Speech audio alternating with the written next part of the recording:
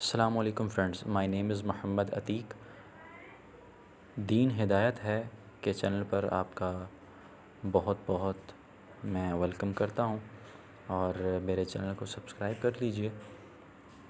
اور مزید میں آپ کو یہ بتاتا چلوں کہ چینل بنانے کا مقصد جو ہے وہ یہ ہے کہ مفتی صاحب کے جو اہم باتیں ہیں، ان کی اہم کلپس ہیں، وہ آپ تک پہنچا دیے جائیں۔ تو کائنڈلی آپ چینل کو سبسکرائب کر لیجئے۔ ویڈیو شروع کرتے ہیں۔ مائیکل جیکسن کی سمجھ میں یہی تو نہیں آ رہا تھا۔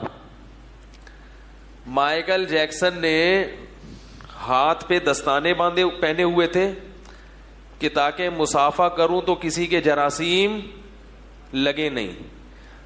جب کسی سے ملاقات ہوتی تو منہ پہ ماسک چڑھا کے، کوئی گلے ملتے ہوئے چھینک مار کے کہیں جراثیم میری ناک میں بولو نا بھائی، نہ پھینک دے۔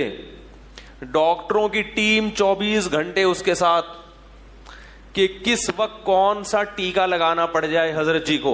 یہ ان کے حضرت جی تو وہی تھے نا، ان کے وہ مائیکل جیکسن امریکہ والوں کا دامت برکاتہم بھی وہی تھا، نور اللہ مرقدبہ بھی وہی تھا، ٹھیک ہے نا، کیونکہ وہ اپنے حساب سے بزرگ دیکھتے ہیں، ان کے حساب سے وہی بزرگ ہے، وہی دنیا کا کامیاب ترین انسان۔ ڈاکٹروں کی ٹیم۔ اور ایک عجیب بات آپ کو بتاؤں، مائیکل جیکسن اربوں روپے اس نے کمائے، تو اس میں سے چند لوگوں کو وہ بہت پیسے دیا کرتا تھا، صرف اس بات کے کہ میرے جسم کا کوئی آرگن اگر خراب ہو گیا تو آپ کو دینا پڑے گا۔ یہ انشورنس کا ایک ٹیکنیکل طریقہ۔ مثلا غفار بھائی کے گردے اس نے چیک کروائے، بڑے سیٹنگ پہ ہیں، ایک ان کا غفار بھائی، ہر جگہ ہوتے ہیں نا، وسیم بھائی، سلیم بھائی، غفار بھائی، وسیم، یہ تو ایک کردار ہے، کیریکٹر ہیں، وہ اس کو کچھ اور نام دیتے ہوں گے۔ تو اس نے دیکھا کہ بھئی یہ غفار بھائی ہیں، یہ بڑے صحت مند ہیں، ان کے دونوں کڈنی بالکل فٹ فاٹ ہیں۔ تو مائیکل جیکسن نے اپنے غفار بھائی سے یہ ایگریمنٹ کیا کہ اگر مجھے کبھی، یعنی اپنے رشتہ داروں میں نا جس کے گردے میچ بھی کر رہے ہوں، وہ تو ڈاکٹر دیکھتے ہیں نا کہ بھی یہ میچنگ کے بھی ہیں، تو اس کو خرید لیا کہ میں آپ کو ہر مہینے اتنے ڈالر دوں گا، اگر میرے گردے ناکارہ نہیں ہوئے تو یہ آپ کو غریبی میں یہ بچت ہو گئی، اور اگر ناکارہ ہو گئے تو ایک کڈنی آپ کو اپنا مجھے دینا پڑے گا۔ اتنی فکر کوئی زندہ رہنے کی کرتا ہے؟ بولو بھائی۔ اسی طرح اور بھی جو پارٹس ہیں باڈی کے، کہا جاتا ہے کہ مائیکل جیکسن کہتا تھا کہ میں 150 سال تک زندہ رہ کے دکھاؤں گا، کیونکہ ظاہر ہے جب بھی کوئی بیماری آتی ہے تو ہم تو ہسپتال، اکثر ہم اس لیے مرتے ہیں کہ ہسپتال پہنچنے میں دیر ہو جاتی ہے، ٹریفک جیم ہو گیا، کوئی جلوس آ رہا ہے راستے سے، لبیک یا رسول اللہ والے یہاں سے ٹرن مارتے ہوئے جا رہے تھے تو ادھر لبیک یا رسول اللہ میں 3-4 آدمی مر گئے۔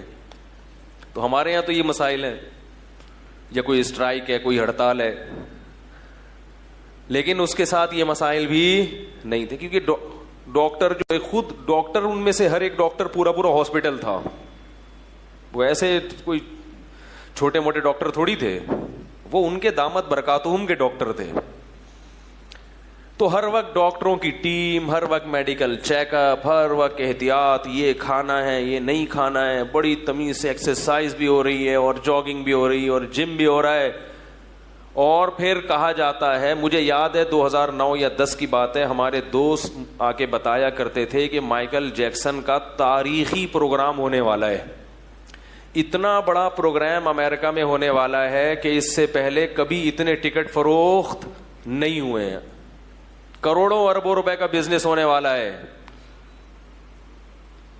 دوست احباب بتاتے تھے کہ اتنا بڑا پروگرام مائیکل جیکسن کا ہونے والا ہے کہ آج سے پہلے اتنا، اور ہٹو بچوں ہونے والا ہے۔ کیا ہونے والا ہے؟ ایسا ڈانس کرے گا کہ ہٹو بچوں ہو جائے گا، اور اس کی ریہرسل ہو رہی ہے بہت دنوں سے۔ تو جو دوست ہمیں بتاتے تھے نا کہ بھئی ایسا ہونے والا ہے، ہونے سے چند دن پہلے انہوں نے آ کے بتایا کہ مائیکل جیکسن رات کو سوئے، صبح پولیس سے بھی نہیں اٹھے. ایسا سوئے ہیں, سمجھ میں آ رہی ہو, ایسا سوئے کہ امریکہ کی پولیس بھی ان کو نہیں اٹھا سکتی. کتنی بھی گہری نیند میں ہو یا کیسا بھی ہو, پولیس آتی ہے تو اچھے اچھوں کو اٹھنا پڑتا ہے. تو میں نے کہا یار یہ کیسے ہو گیا؟ ابھی تو آپ بتا رہے تھے اس کا پروگرام ہونے والا ہے, پھر اتنے ڈاکٹر, پھر جراثیم سے ایسی حفاظت, اور ڈاکٹروں کی ٹیم 24 گھنٹے ساتھ, تو اس کو مرنے سے پہلے کم از کم چانس تو ملنا چاہیے تھا نا, ڈاکٹروں کو بھی تو کچھ کرنے کا چانس ملنا چاہیے تھا کہ بھائی اس کو کسی طرح سے بچاؤ. تو انہوں نے کہا پتہ نہیں کیا ہوا ہے, اچانک ہی مر گیا. تو میں نے عبرت کے لیے تقریباً 1-1.5 ہفتہ پہلے سرچ کیا کہ مائیکل جیکسن کی موت کیسے ہوئی. تو ایک بات خوب ذہن میں رکھیں کہ ہمارے ہاں یوٹیوب پہ چھوڑو بہت ہیں. یہ جو یوٹیوب کی تحقیقات ہوتی ہیں نا, قابل اعتماد نہیں ہوتی. اس میں ایک تحقیق تھی, مائیکل جیکسن مرا نہیں, اس کو بلکہ مارا گیا, وہ بڑے دلائل سے.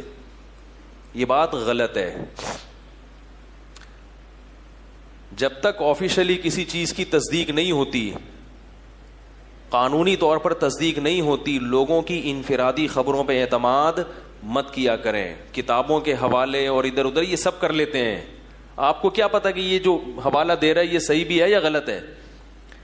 عین ممکن ہے واقعی کسی نے مارا ہو, مگر اس کی کوئی ابھی تک دلیل سامنے نہیں آئی ہے. وہاں جو آفیشلی جو چیز بتائی گئی ہے وہ یہ کہ یہ طبعی موت مرائی ہے, کسی نے قتل نہیں کیا, خود سے ہارٹ اٹیک ہوا یا کیا ہوا واللہ اعلم.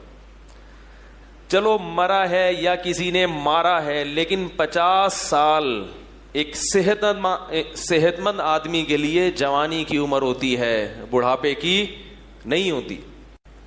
اللہ نے عبرت کا نشان بنا دیا, عبرت کا نشان, کہ مائیکل جیکسن یہ دنیا مسافر خانہ ہے, تمہارے باپ کی جاگیر بولو بھائی نہیں ہے. کاش کاش کاش وہ تو چلا گیا, کاش انسانوں کو عبرت حاصل ہو. ہماری عبرت کی آنکھیں اندھی ہو گئی ہیں. میں اپنے لیے بھی کہتا ہوں, میں کسی اور کو ملامت نہیں کر رہا. میں یہ جتنی باتیں یہاں ممبر پہ بیٹھ کے کرتا ہوں, سب سے پہلے اپنے آپ کو خطاب کر رہا ہوں. عبرت کی آنکھیں اندھی ہو گئی ہیں. دنیا میں کوئی واقعہ, کوئی نصیحت ایسی نہیں ہے جس سے ہمیں سبق حاصل ہو. کتنے لوگ نوجوان ہمارے حسرت کرتے ہوں گے مائیکل جیکسن, کاش ہم مائیکل جیکسن کی جگہ ہوتے. کسی نے بتایا کہ ایک دفعہ ڈانس کے دوران لڑکیوں نے اپنے کوٹ پھاڑ دیے, اتنا زیادہ ایکسائٹڈ لڑکیاں ہو جاتی تھیں اس کے. آج کسی نوجوان کے لیے کوئی ایک لڑکی گھر سے بھاگ جائے تو وہ ساری دنیا میں ڈنڈورا پیٹے گا, یار میں اتنا بڑا آدمی بن گیا ہوں کہ میرے لیے اب گھر سے بھاگنا پبلک شروع ہو گئی. کیسا اللہ نے عبرت کا نشان بنایا. ختم. مائیکل جیکسن دنیا سے بولو بھائی ختم, مٹی. اب ڈانس کرو اندر قبر میں, لوگ اس کی قبر پہ پھول چڑھا رہے ہیں, کیا کیا کر رہے ہیں, لیکن اس سے مائیکل جیکسن کی ذات کو کوئی فائدہ نہیں ہو رہا. ثم ردوا الى الله مولاهم الحق الا له الحكم وهو اسرع الحاکمین احکم الحاکمین. فرمایا کہ اس کے بعد اب تمہیں اس رب کی طرف لوٹایا جائے گا جس نے تمہیں پانی کے ایک ناپاک قطرے سے پیدا کیا تھا. اللہ اس موقع پہ فرماتے ہیں الا, خبردار خبردار ہوشیار سنو, لہ الحکم, حکومت کس کی ہے؟ اسی کی ہے, اور وہ بہت جلد فیصلہ کرنے والا ہے کہ کون صحیح ٹریک پر چلا تھا اور کون غلط ٹریک پر چلا تھا. یہ فیصلہ کس نے کرنا ہے؟ اللہ نے کرنا ہے. یہ فیصلہ میرے اور آپ کے اختیار میں نہیں ہے کہ ہم خود سے کسی راستے کو صحیح کہہ دیں اور کسی راستے کو غلط کہہ دیں. ہماری نظر میں صحیح راستہ وہ ہے جس کو پبلک اچھا سمجھتی ہے. پبلک فنکاروں اداکاراؤں کی زندگی کو کامیاب لائف سمجھتی ہے. اسی وجہ سے سب اسی کی طرف جانے کی کوشش کر رہے ہیں.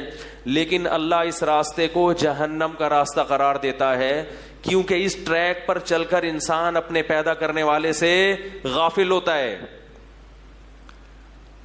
بات سمجھ میں آ رہی ہے میں جو سمجھانا چاہ رہا ہوں؟ یہ وہ ٹریک ہے جس پہ چل کے انسان کس سے غافل ہوتا ہے؟ ناچنے والے, ڈانس کرنے والے, گانے والے, یہ اللہ سے سب سے زیادہ دور ہوتے ہیں.